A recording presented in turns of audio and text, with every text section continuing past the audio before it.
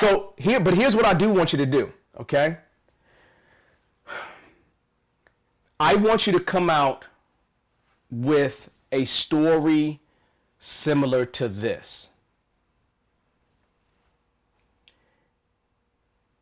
Based on outcomes. So you know how we talk about inputs, and then we have the things that transform those inputs into outputs, but then you have the outcome. I want you to be able to, in 6 months, tell me some outcome related stories. Now, what do I mean by that? One of my outcome related stories is that I helped turn $6 million into $40 million worth of return on investment. That's what I want to hear you say when you come back out. Now, I'm going to tell you why I say that.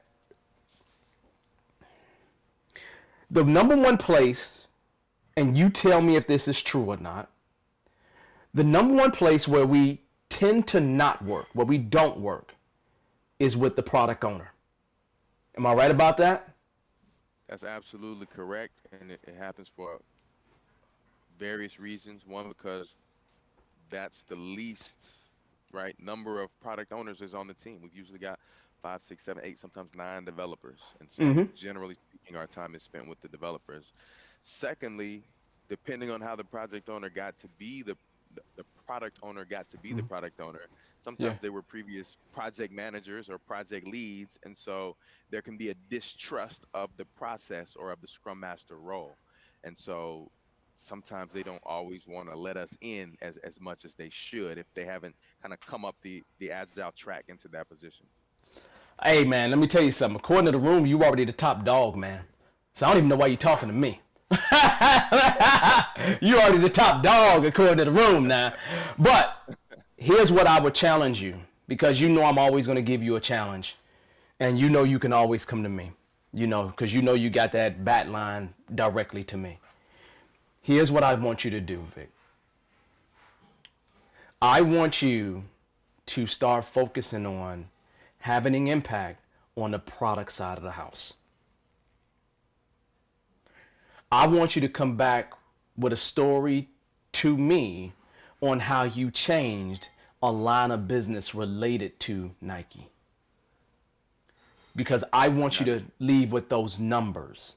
Because once you leave with those numbers, then you can write your ticket wherever you want to write your ticket at. okay. Does that make sense? So my assignment from me to you is I want you to, like in today's world, Vic, when I walk into an organization and I literally got off a call with an executive today. I had it over lunch, right? And she reports directly to the president, right? And immediately, as soon as we got in there, we started having a conversation. But the most immediate thing that I noticed was the business product owner involvement. And so back in the day, from 2005 until 2012, for me, as long as a person could write the requirements, I didn't care about product owners. Okay? And you probably understand how I feel. When I go into organizations today, classically the first place I start, Vic, is with the product owner. It's kind of, I've kind of flipped the script from the way I used to be. And I do that for a reason. But I ask you, why do you think I do that? Well, I think oftentimes, new scrum masters come in and they underestimate, right? Mm-hmm. Because the scrum guy tells us that all of the positions are equal, right? No one Mm-hmm. position is supposed to be more important than another. But Mm-hmm. I don't think that organizations have fully understood and internalized that yet. And Mm-hmm. so generally speaking, the product owner is the most influential person on the team. And they Right. exert an amazing amount of influence on the developers and the way that process works. And so you can get the developers up to speed and as agile as possible, but if the product owner is bucking the system or hasn't gotten in line yet, if you will, Mm-hmm. the team will still be out of whack. Okay. In reverse, if you can get the product owner um, bought in, Mm-hmm. it'll be so much easier to get the rest of the team to buy in as well. Okay. Let me add something to your toolkit. Here's how I want you to start thinking. You know already, Vic, you know this with no question. We never deliver everything, right? Absolutely not. You also know that an epic, and for those that don't know what I'm talking about, an epic is just a big requirement. That's all it really is. It's just a big requirement.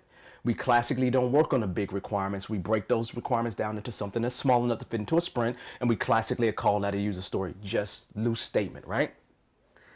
You know this as well, Vic. Classically, with an epic, with a user story, can you get the return on investment out of one user story? Not usually. Okay. So that means normally your ROI comes from the epic level, right? Right.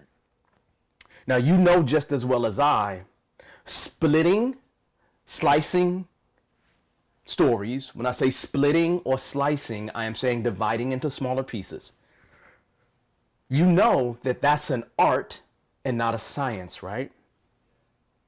Right. You also know the way we split can have an impact on value, right? Mm-hmm. So that means if you were able to walk in that building value focused and start working with the PO so you can make sure that you are taking an epic, finding the 80-20 sweet spot, taking that 20 that's most important, putting that toward the top of your product backlog, and then taking that and splitting that stuff that's remaining and finding that 80-20 sweet spot and taking that most important stuff and putting that toward the top of your product backlog. And then take that, even if that's still too big, and find the 80-20 and take that 20 and put it where, Vic? Toward the top of the product backlog. Right. Now, why do I want you to do that? Because I'm trying to get you to drive outcome. Vic, it is no longer good enough for you to just deliver. Mm-hmm. We passed that stage, man. And I want everybody that is out there in the live world to understand that when you make it to this level, we are past the fact that you're delivering. I expect you to deliver, Vic. What I expect you to deliver, though, is more value. I expect for every story point, for every hour that is spent working on something, that we are getting more and more return for every piece of time that is spent.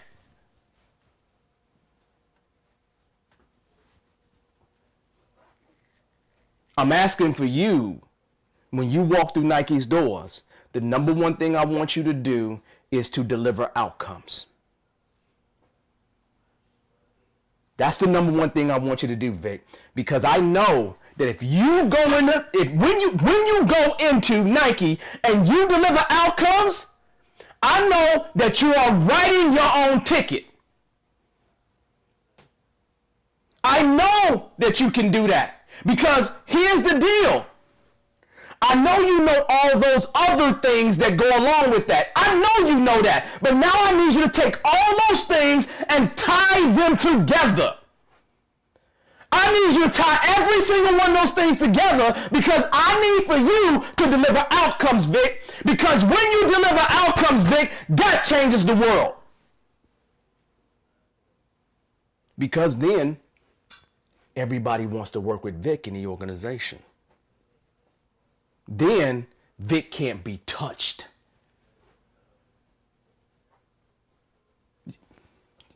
I'm not worried about you delivering, Vic. I wasn't worried about you delivering before you. I wasn't worried about you delivering. Except when you wasn't delivering for you. Once you started delivering for you, I was no longer worried about you delivering. Because once you started delivering for you, you built the confidence up so you can deliver for everybody else.